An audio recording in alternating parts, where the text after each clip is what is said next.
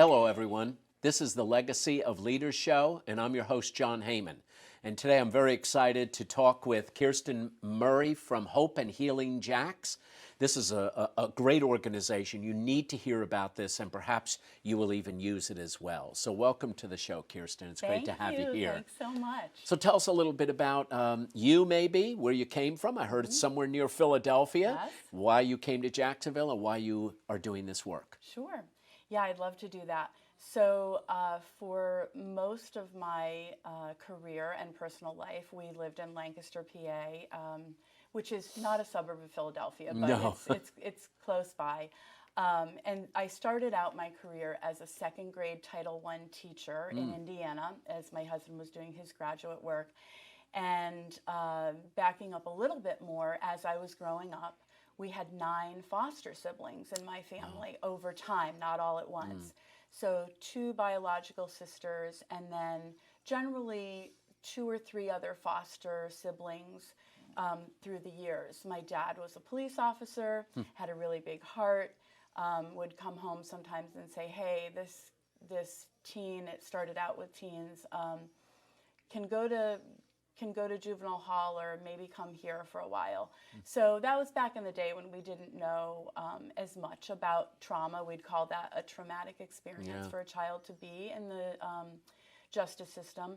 So that really gave me a firsthand vision about what happens to kids when they may not get what they need, and then getting to know some of their families of origin, knowing that, you know, these parents really love their kids. They want to do what's best for them, but sometimes don't know how. Maybe they didn't have what they needed. So then move back forward. That's why I wanted to be a teacher. Full disclosure, in 6th grade, I got kicked out of public school. Oh, wow. So, you know, Troublemaker. there were things going on, right? And so that brings me to what I do today and what I've done through my career is noticing that when a child is acting out, as we call it, or exhibiting behaviors that are going against what we want or that we consider the norm or that are disruptive, that child's trying to tell you something. So, and what I was trying to say, which I had no words for, so we talk about adverse childhood experiences for kids. And so those are things like abuse, neglect, and household instability. One of those household instabilities is having a parent who's mentally ill. So my mom had bipolar disorder and wasn't treated. We didn't really know anything about that. So things were a little chaotic in my home, and you can imagine in the mix of having foster siblings, kids coming in, coming out, that made it a little bit more chaotic. I think my parents did the best that they could, right? They did these things with good intention. They did their parenting with all good intention. But as we know now about mental illness, when we receive treatment, we can do better, right? Yeah. So Kirsten, let me just ask you quickly, are you working directly with children or directly with parents or directly with caregivers or all three? So we work directly with parents and caregivers and teachers and judges and victims advocates, anyone who works with a child. For all of those reasons I just talked about, that's what got me to this place. So at Hope and Healing Jacks, we're really committed to creating a trauma-responsive Jacksonville. And that doesn't mean reinventing the wheel. This work has been going on nationally since 2010. I was a part of it in Philadelphia since 2013. And so coming here 4 years ago gave me the opportunity to get involved again in a very meaningful way, in a way that is rewarding, and I love getting to know all the parts in Jacksonville that serve kids and families. We don't deliver direct service to children because children don't have agency around their decisions. They don't make the decision about what am I going to have to eat, when am I going to go to bed, where are we going to live? And as we know, some kids don't have all those things that they need all the time. Right. So that can affect school performance and things like that. So how do you train parents? Do you bring them into workshops, seminars, things like that? And what does it cost? So great questions. We have a model of care called trust-based relational intervention. It is a model of care out of Texas Christian University. Those of us who are practitioners are trained directly by the developers, so there's a lot of fidelity. And what we do is we have a 6-hour overview, but you can start with 2, and it's called Behavior is Communication.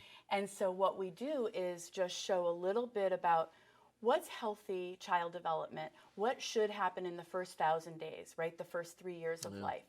And then what happens if it gets interrupted? That's some of those traumas we talked about. And I certainly didn't mention all of them. And we're familiar with what they are. So then we talk about, how does healthy attachment develop? Only 50% of adults in the U.S. enjoy a healthy attachment with their parents of origin, interestingly. So healthy attachment, we can make it really complicated or we can make it really accessible.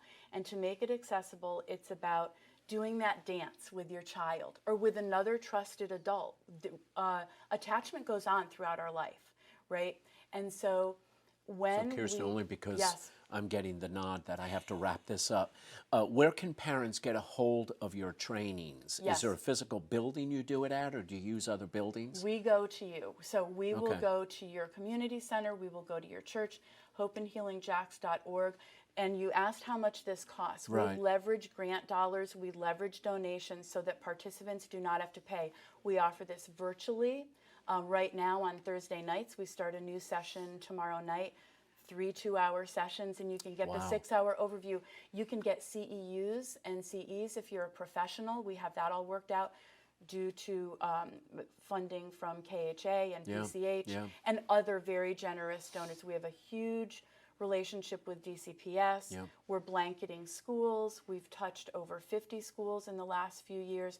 So we are also very focused on parents. Do you do that through the full service schools?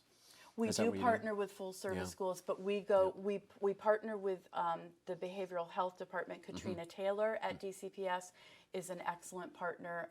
Notoria Campbell.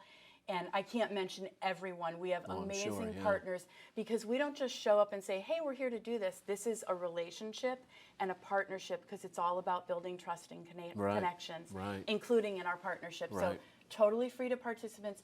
Agencies may pay, right? For their staff to for be their trained. staff to do it, but their staff won't have to pay. So there's a beauty in that. Kirsten, thank you so much for being here. I wish this could be an hour long because I can tell that your heart wants to share an awful lot and also heal children's lives, and that happens through making adults aware of trauma, of how they affect it, and how they can heal from it as well as their own children. So thank you. Thank you so much for being here. Please, everybody, follow up. You see some information at the bottom of your screen. Kirsten Murray from the Hope and Healing Jacks program is here in Jacksonville. We're glad to have you here in Jacksonville. And that's a wrap up. So have a great day, everybody. Take care.